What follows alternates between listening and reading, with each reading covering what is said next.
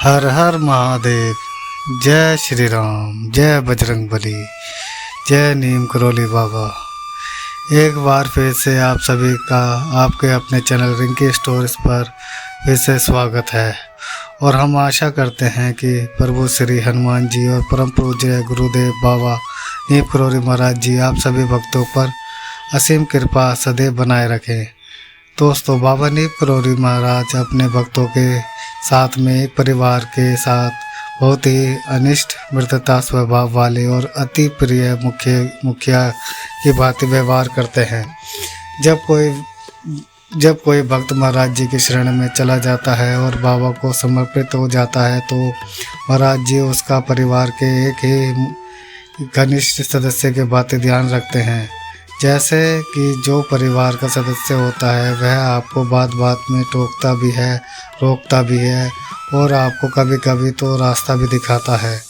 और ऐसा करने पर हो सकता है कि आपको अपना ही परिवार का सदस्य उस समय पसंद ना आए, लेकिन बाद में कालांतर में जाकर आपको एहसास होता है कि वह आपका बहुत बड़ा हितैषी रहा है और उस परिवार के सदस्य ने जो कुछ भी आपको कटु शब्द कहे, जो कुछ भी आपको डांट लगाई, वह सब कुछ आपके भले के लिए ही थी, आपके अच्छे भविष्य के लिए, अच्छे मार्ग के लिए आप ठीक बिल्कुल इसी तरह से महाराज जी एक भक्त के जीवन में स्थान धारण करने के बाद में नियंत्रण उसके पास ऐसे ही रहते हैं। बाबा कदम कदम पर आपके लिए सुकमता की उपलब्धता कराते हैं, मार्ग बनाते हैं, ज़रूरतमंद सभी वस्तुओं का इंतजाम करते हैं।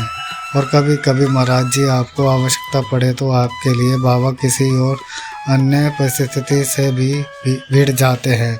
जी हाँ दोस्तों, बाबा सिर्फ आपको ईश्वर भक्ति की ओर अग्रसर नहीं करते, अपितु आपके साथ में एक बहुत ही अनिष्टता का संबंध बनाते हैं, जो वास्तव में एक ऐसा संबंध होता है कि जब आप उस संबंध में आकर जाओ तो आपको ऐसा लगने लगता है कि यह तो संबंध हमारा जन्म जन्म तक बना रहे, हम कभी एक दूसरे से अलग ना हों और हम यूं ही बार बार मिलते रहें, सदैव साथ रहें। ऐसा भाव दोस्तों कभी आ सकता है जब सामने वाला आपके साथ में बहुत ही तृप्त पारिवारिक एहसास कराता हो। और परम पूजनीय महाराज जी की दिव्य लीलाएं, जब हमारा देश आज़ाद भी नहीं हुआ था, अंग्रेज़ों के साथ में स्वतंत्रता की लड़ाई लड़ रहा था, उस समय भी महाराज जी अनेक लीलाएं कर रहे थे। बाबा जब उनका कोई भक्त संकट में होता उसे चुंबक की भांति खींचकर अपने नज़दीक ले आते और उसकी रक्षा के लिए जो कुछ भी करने की आवश्यकता होती सब कुछ महाराज जी करते। जब आपको महाराज जी की एक ऐसी लीला सुनाते हैं, हमारा देश जब आज़ाद हुआ उसी कालांतर की है। हाँ, और यह घटना जिन डॉक्टर साहब के साथ घटी है वह पहले किसी साधु संतों में विश्वास नहीं करते थे, लेकिन जब बाबा के संपर्क में आते ही सब कुछ बदल गया। दोस्तों, यह डॉक्टर बम्बई का रहने वाला था, जिसने कई अति विशिष्ट व्यक्तियों का उपचार किया था, जिसमें भारत के प्रधानमंत्री जवाहरलाल नेहरू भी थे। लेकिन साथ ही डॉक्टर स्वभाव से बहुत ज़्यादा कठोर भी था। कठोर होने के बावजूद इलाज के दौरान यह दूसरों की कभी कभी मालिश भी कर दिया करता था, जिससे यह स्पष्ट होता है कि इस डॉक्टर के अंदर करुणा भाव भी था। एक बार डॉक्टर महाराज जी के पास गया, उस समय एक स्थानीय भक्त भी बाबा के पास में बैठा हुआ था। जो ही डॉक्टर महाराज जी के समक्ष पहुंचा, बाबा इसे देखते ही खड़े होकर दूसरे कमरे में चले गए। इससे मिलने से महाराज जी ने साफ इनकार कर दिया। बाबा दूसरे कमरे में से ही जोर से ऊंची आवाज़ में चीखे कि तू नेहरू को नहीं बचा सका, क्या बात हुई। डॉक्टर यही खड़े खड़े हाथ जोड़े हुए अपनी सफाई देता और कहता कि बाबा, जब मैंने उनकी मालिश की तो उनकी हालत में सुधार हुआ, लेकिन बाद में उनके स्नायु तंत्र बहुत खराब हो चुके थे, जिसके कारण मैं उन्हें बचा नहीं पाया। इस डॉक्टर ने बाबा के वही उपस्थित एक दूसरे भक्त को बताया कि वह 12 महीने विदेश में रहकर अति विशिष्ट व्यक्तियों का इलाज कर रहा था। जब उस भक्त ने डॉक्टर से पूछा कि भला वह महाराज जी को कैसे जानता है, फिर तब डॉक्टर ने बताया कि पहले इसका किसी भी साधु संतों पर कोई विश्वास नहीं था। यह पूर्ण रूप से नास्तिक था। वह डॉक्टर याद करते हुए कहता है कि सन 1942 के स्वतंत्रता आंदोलन में यह डॉक्टर भी था, क्रांतिकारी था और भारत की तरफ से आज़ादी की लड़ाई लड़ रहा था।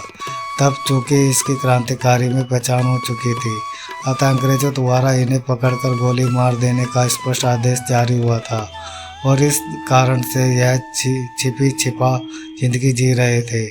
एक बार यह बद्री धाम के पास ही कर्णप्रयाग नामक छोटी सी जगह में एक धर्मशाला में रुके हुए थे।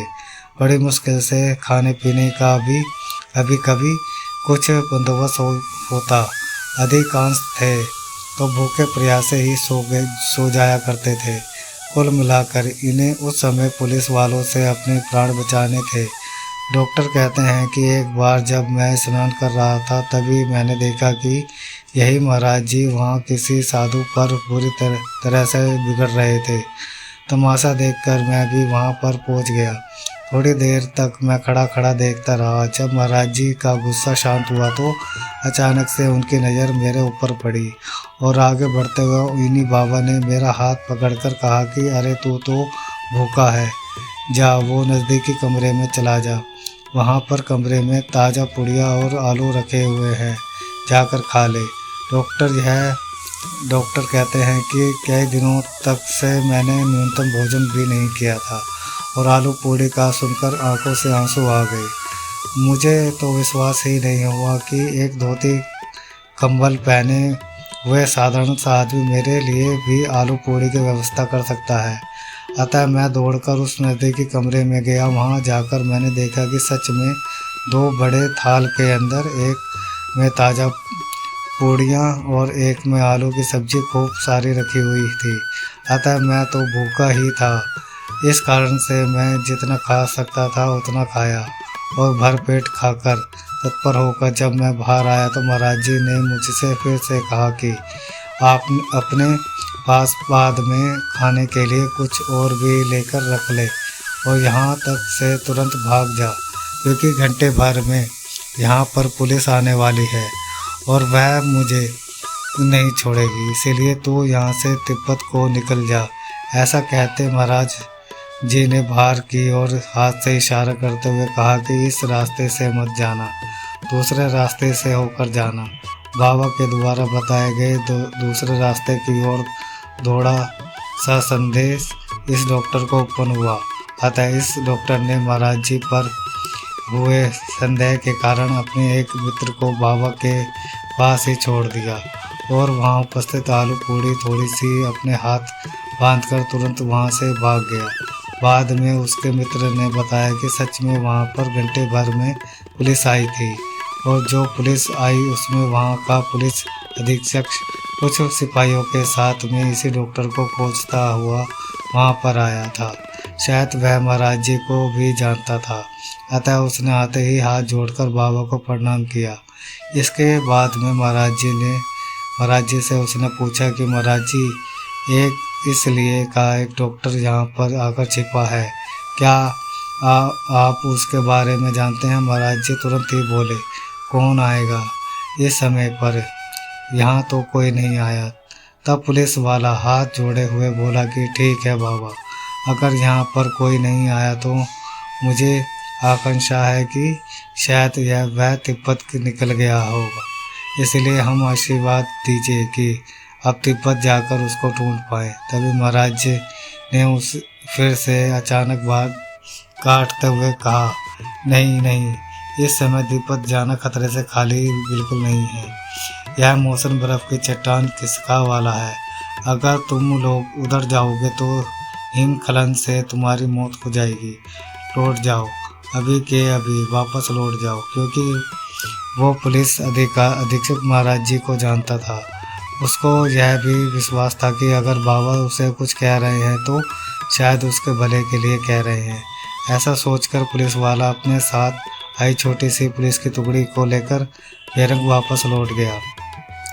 इस प्रकार महाराज जी की कृपा से वह डॉक्टर अपने प्राण बचा पाया।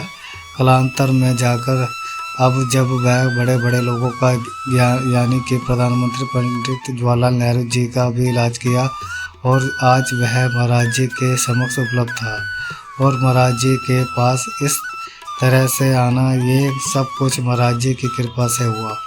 वह कहता है कि उस दिन जब महाराज जी ने यहाँ यह कहा था कि पुलिस आने वाली है और मुझे यहाँ से भगा दिया था, उसके बाद जब मेरे मित्र ने सारी बात बताई तो मुझे साधु संतों पर पूर्ण विश्वास हो गया और मैं नास्तिक से आस्तिक में बन गया। समझ गया कि महाराज जी मेरे साथ हर समय एक परिवार के सदस्य की तरह हैं, क्योंकि चाहते थे कि सिर्फ मुझे बाबा आशीर्वाद देकर ही भेज देते, लेकिन महाराज जी मेरी भूख को देखते हुए पहले मुझे तत्र करना उचित समझे और उन्होंने अपनी सिद्धि से या शक्ति से, आप चाहे कुछ भी कह लीजिए, ताज़ा ताज़ा पूड़ियाँ और गरम गरम सब्जी मेरे लिए उपस्थित कर दी और मुझे भूख से छुटकारा दिलाया। जिस तरह से घर का एक मुखिया हमेशा अपने परिवार के सभी लोगों के लिए, उनके रहन सहन, उनकी आवश्यकताओं के लिए दिन रात चिंतित रहता है, बिल्कुल ठीक इसी तरह वह से दोस्तों महाराज जी जब आपके उनके साथ होते हुए, उनके सानिध्य में होते हुए, तो आपके घर के बहुत ही खास मुखिया की तरह, खास सदस्य की तरह, जो आपसे बहुत ज़्यादा अनिष्ट हो, दिन रात आपके लिए चिंतित रहते हैं और आपके जीवन में अलग अलग दिशाओं से आप ही के लिए कार्यरत रहते हैं। सिर्फ आपको बुरे से दुख में, कष्ट में फंसने पर बाहर निकालेंगे, ऐसा नहीं है। महाराज जी तो इसके लिए अलावा भी आपको कहाँ कब कितनी किसकी कितनी आवश्यकता होगी, उन सब का इंतजाम बाबा नियंत्रित करते रहते हैं।